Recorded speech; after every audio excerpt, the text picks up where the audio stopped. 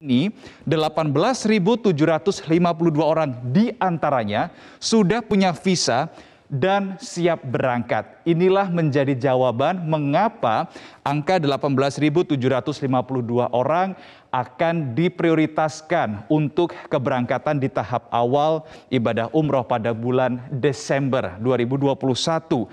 Aturan pemerintah Arab Saudi diketahui telah membuka penerbangan langsung dari dan ke Indonesia per tanggal 1 Desember 2021 atau hari ini.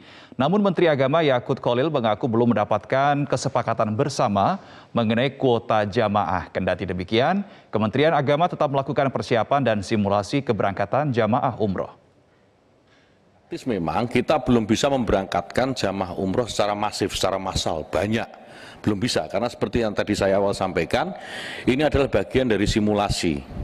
Supaya meyakinkan pemerintah Saudi lah kira-kira bahwa kita ini siap dengan protokol, sehingga bukalah ini.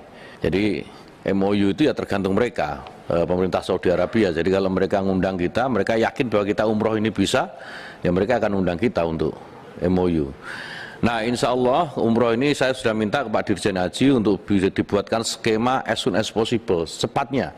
Jadi jangan terlalu lama ditunda, ngitung ini, itu jangan terlalu lama ditunda, segera diberangkatkan supaya kita juga bisa menunjukkan bahwa Indonesia ini sudah sangat siap.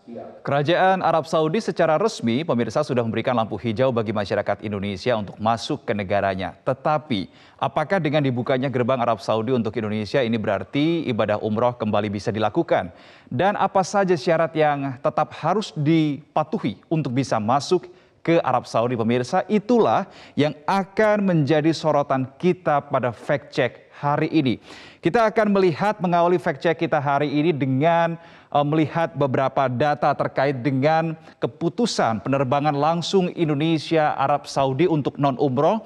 Ini sudah mulai berlaku pada tanggal 1 Desember 2021 pukul 01.00 atau pukul 1 dini hari. Seperti yang tadi kita sudah singgung di awal segmen ini.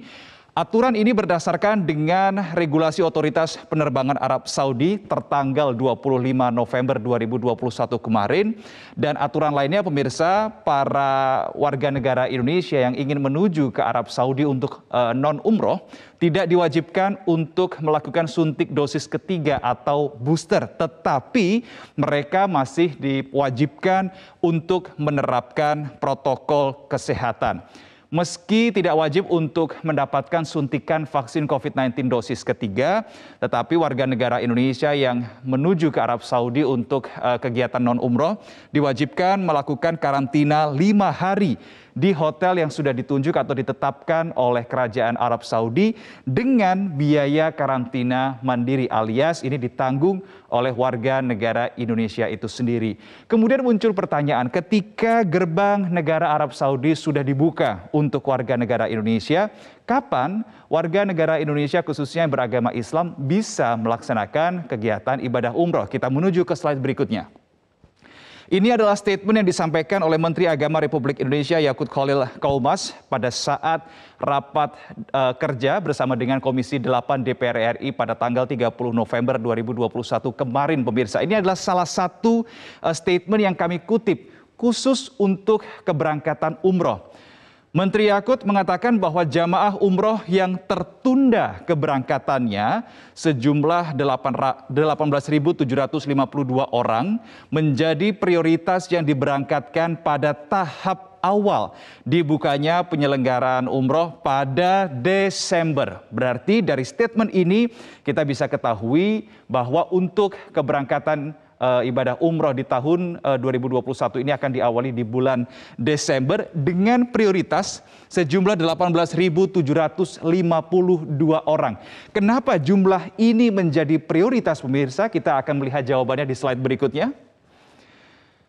Ini adalah jumlah antrian jamaah umroh Indonesia yang dikatakan dan disampaikan langsung oleh Menteri Agama Republik Indonesia bahwa total berjumlah 59.757 orang. Dari angka ini, 18.752 orang diantaranya sudah punya visa dan siap berangkat. Inilah menjadi jawaban mengapa angka 18.752 orang akan diprioritaskan untuk keberangkatan di tahap awal ibadah umroh pada bulan Desember 2021.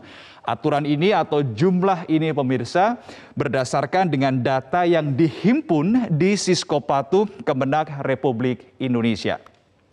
Ketika kita sudah melihat antriannya berapa, kemudian berapa yang diprioritaskan untuk keberangkatan pertama, kita tentu harus melihat syarat apa saja yang harus dipenuhi untuk melakukan ibadah umroh.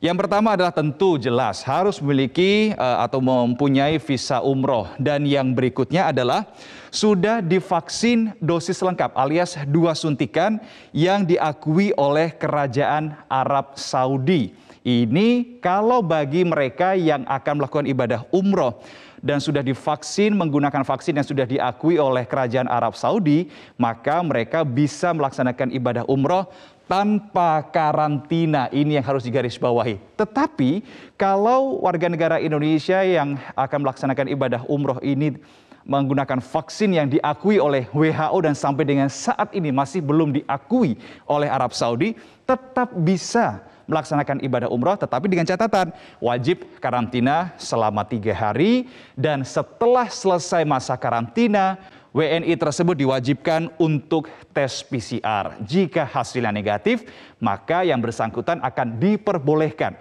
untuk melaksanakan ibadah umroh. Kita menuju ke slide berikutnya untuk mengetahui vaksin yang sampai dengan saat ini diakui oleh Kerajaan Arab Saudi. Kita melihat ini ada di 2 sisi.